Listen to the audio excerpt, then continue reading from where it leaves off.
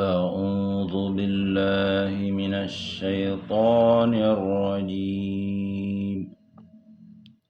بسم الله الرحمن الرحيم. ألف لام ميم را. تلك آيات الكتاب والذي أنزل إليك من ربك الحق ولكن أكثر الناس لا يؤمنون. الله الذي رفع السماوات بغير عمد ترونها ثم استوى على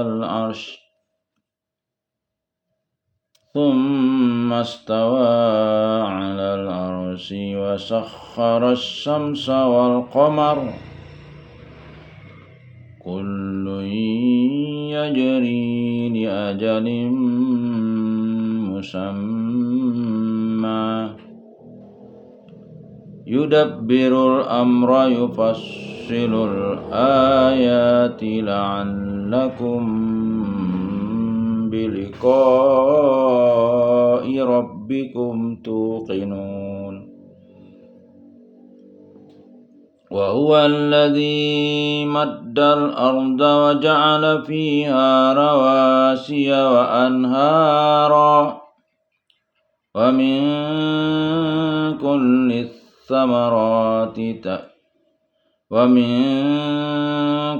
الثمرات جعل فيها زوجين اثنين يغشي الليل النهار إن في ذلك لآيات لقوم يتفكرون.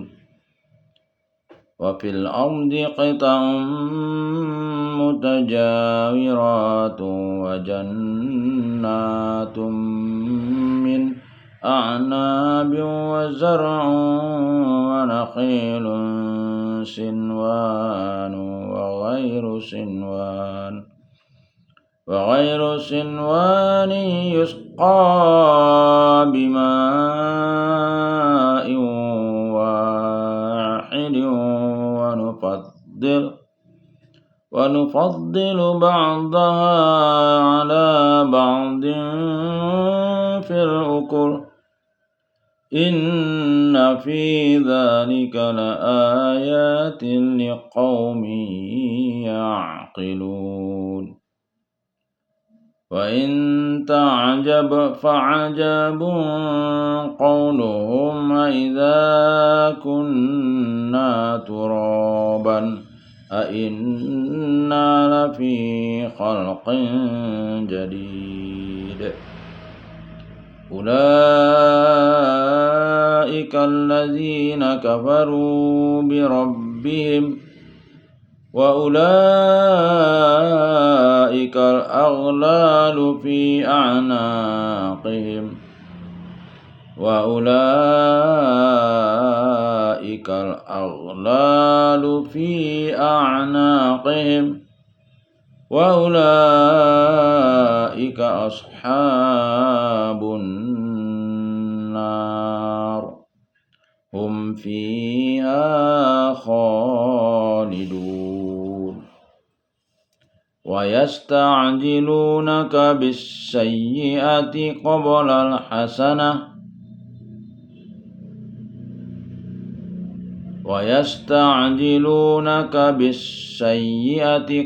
الحسنة وقد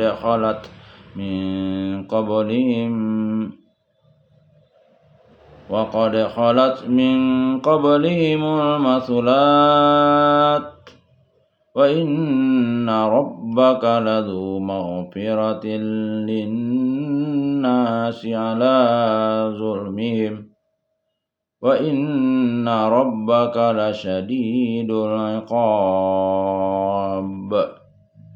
ويقول الذين كفروا لولا أنزل عليه آية من ربه إنما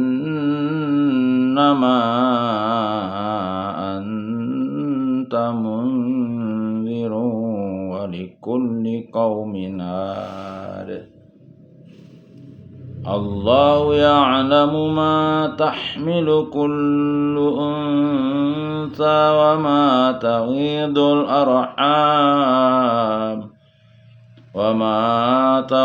الأرحام وما تزداد وكل شيء عنده بمقدار عالم الغيب والشهادة الكبير المتعال سواء منكم من أسر القول ومن جهر به ومن هو مستخف بالليل وسارب بالنهار له معقبات من بين يديه ومن خلفه يحفظونه من أمر الله إن الله لا يغير ما بقوم حتى يغيروا ما بأنفسهم وإذا أراد الله بقوم سوءا فلا مرد له وما لهم من دونه من وال هو الذي يريكم البرق خوفا وطمعا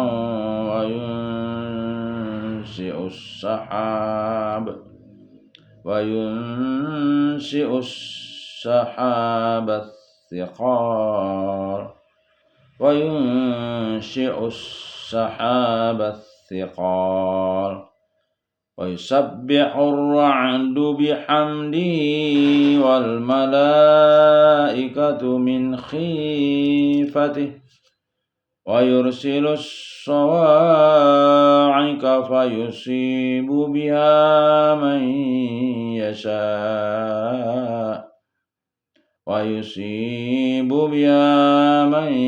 يشاء وهم يجادلون في الله وهو شديد المحال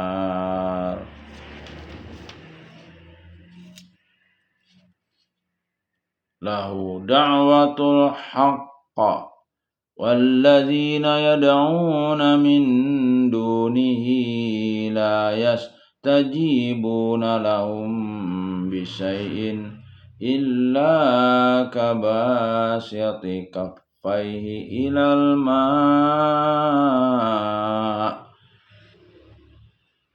الماء ليبلغ فاه وما دعاء الكافرين إلا في ضلال ولله يسجد من في السماوات والأرض طوعا وكرها وظلالهم بالغدو والآصال قل من رب السماوات والأرض قل الله قل أفاتخذتم من دونه أولياء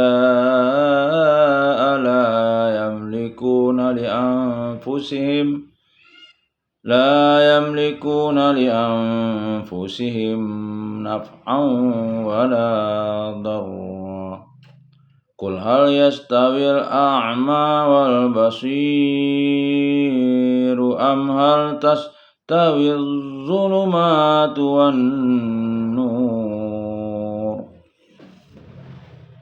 أم جعلوا لله شركاء خلقوا كخلقه فتشابه الخلق عليهم قل الله خالق كل شيء وهو الواحد القهار أنزل من السماء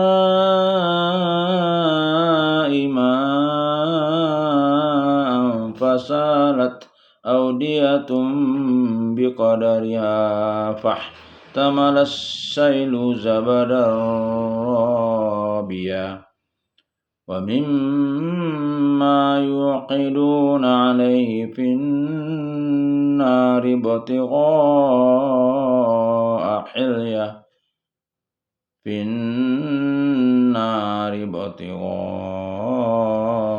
حلية أو متاع زبد مثله كذلك يضرب الله الحق والباطل فأما الزبد فيذهب جفاء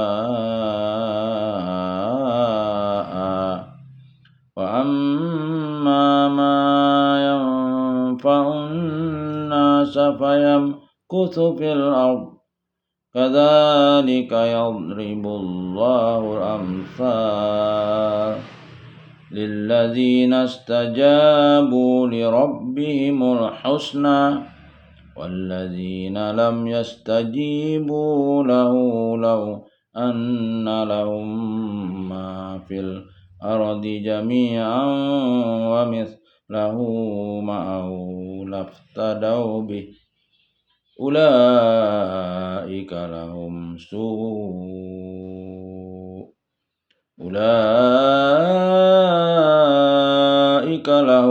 سوء الحساب ومأواهم جهنم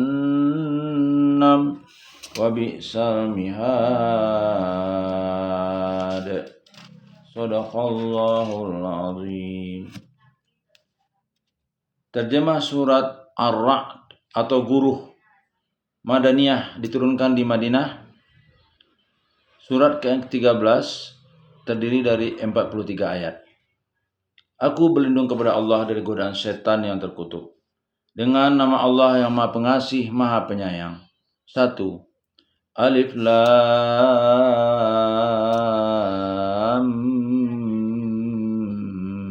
Mim Ra. Ini adalah ayat-ayat kitab Al-Quran dan kitab yang diturunkan kepadamu Muhammad dari Tuhanmu. Itu adalah benar, tapi kebanyakan manusia tidak beriman kepadanya. 2. Allah yang meninggikan langit tanpa tiang sebagaimana yang kamu lihat. Kemudian dia bersemayam di atas arsy. Dia menundukkan matahari dan bulan, masing-masing beredar menurut waktu yang telah ditentukan. Dia mengatur urusan makhluknya dan menjelaskan tanda-tanda kebesarannya agar kamu yakin akan pertemuan dengan Tuhanmu.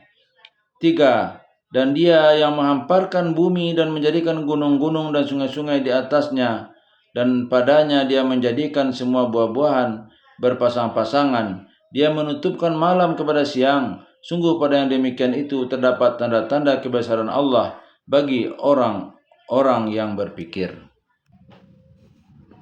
4. Dan di bumi terdapat bagian-bagian yang berdampingan, kebun-kebun anggur, tanam-tanaman, pohon kurma yang bercabang dan yang tidak bercabang, disirami dengan air yang sama. Tetapi kami lebihkan tanaman yang satu dari yang lainnya dalam hal rasanya. Sungguh pada yang demikian itu terdapat tanda-tanda kebesaran Allah bagi orang-orang yang mengerti. 5. Dan jika engkau merasa heran, maka yang mengherankan adalah ucapan mereka. Apabila kami telah menjadi tanah, apakah kami akan dikembalikan menjadi makhluk yang baru? Mereka itulah yang ingkar kepada Tuhannya, dan mereka itulah yang dilekatkan belenggu di lehernya. Mereka adalah penghuni neraka, mereka kekal di dalamnya. Hadis seputar ayat 1. Dari Abdullah bin Mas'ud radhiyallahu an, Rasulullah shallallahu alaihi wasallam bersabda, sesungguhnya Al-Quran ini adalah kitab adab dari Allah. Karenanya belajarlah semampu kalian darinya. Sesungguhnya Al-Quran ini adalah tali Allah, cahaya yang sangat terang, kesembuhan yang sangat bermanfaat. Akan dijaga orang yang berpegang teguh dengannya. Keselamatan bagi orang-orang yang mengikutinya. Orang yang bengkok akan diluruskannya. Orang yang melenceng akan dibenarkan. Tak pernah kurang keajaibannya. Tak bosan-bosan ia terus diulang. Hadis riwayat Abu Syaibah. Ayat 5. 1. Dari Zaid bin Sabit radhiyallahu an, Rasulullah sallallahu alaihi wasallam menghadap kami kemudian bersabda, berlindunglah kalian kepada Allah dari azab neraka. Para sahabat pun berdoa dengan berlindung dari azab neraka.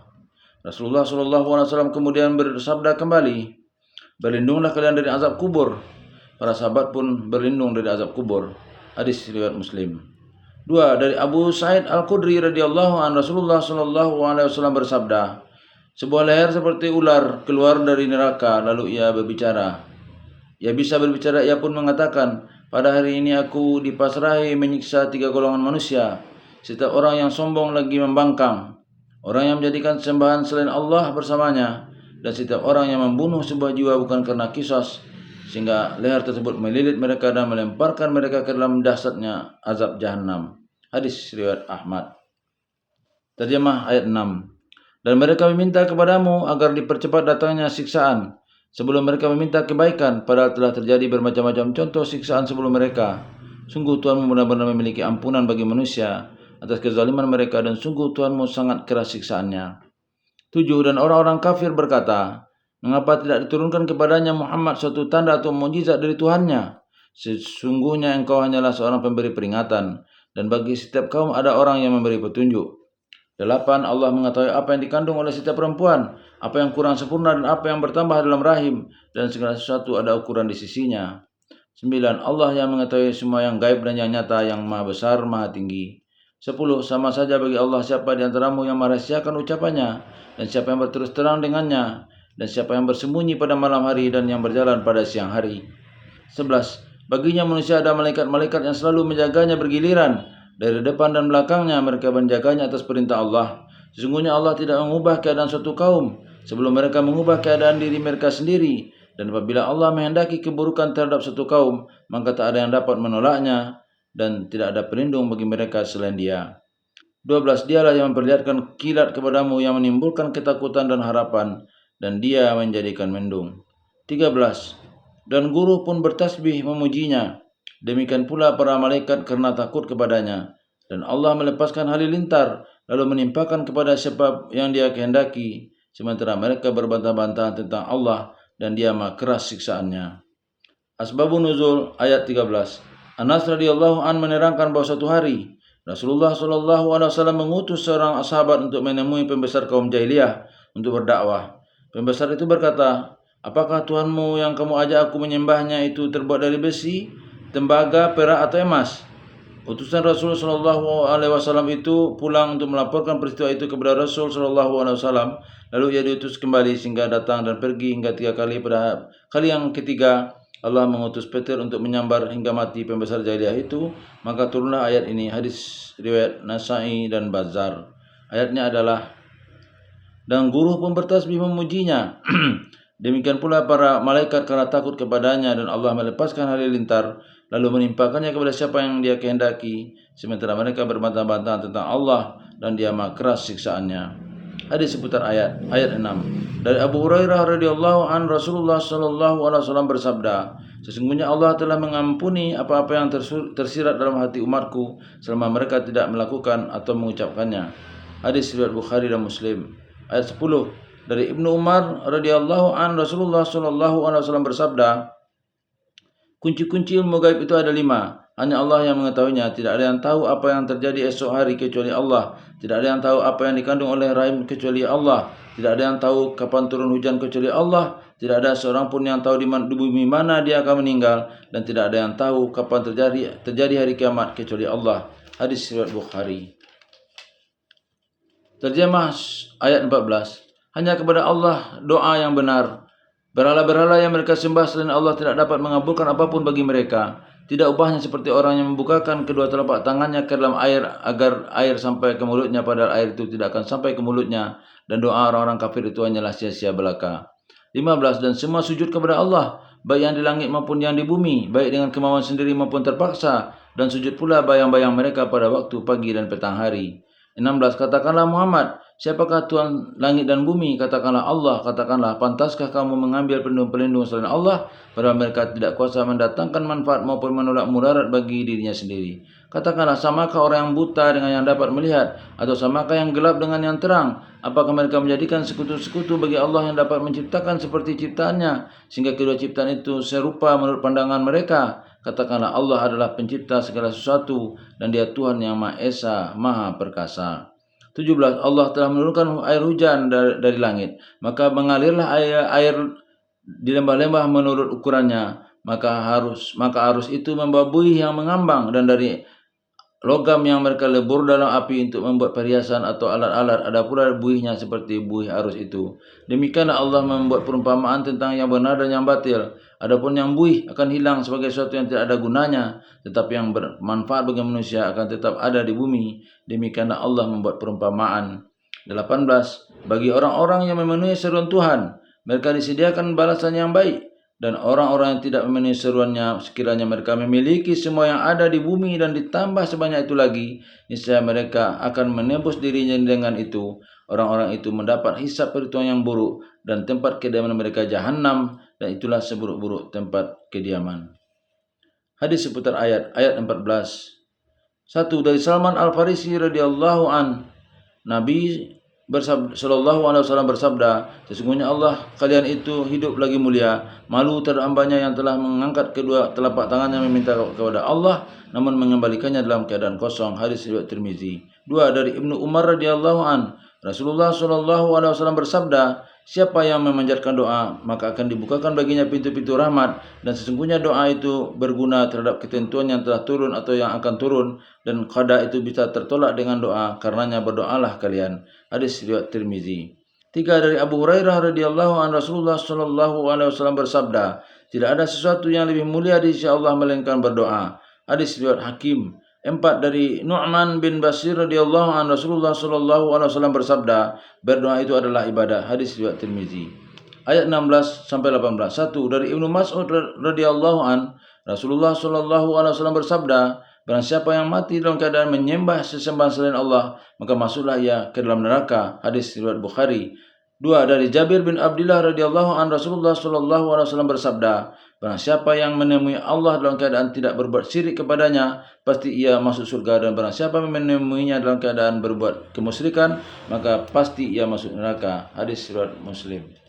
Itulah surat Ar-Ra'd yang kita bacakan dari ayat 1 sampai dengan ayat 18. Semoga Allah berikan pahala kepada kita, baik bagi saya membaca maupun bapak-bapak ibu yang mendengarkannya. Bila taufik wal hidayah.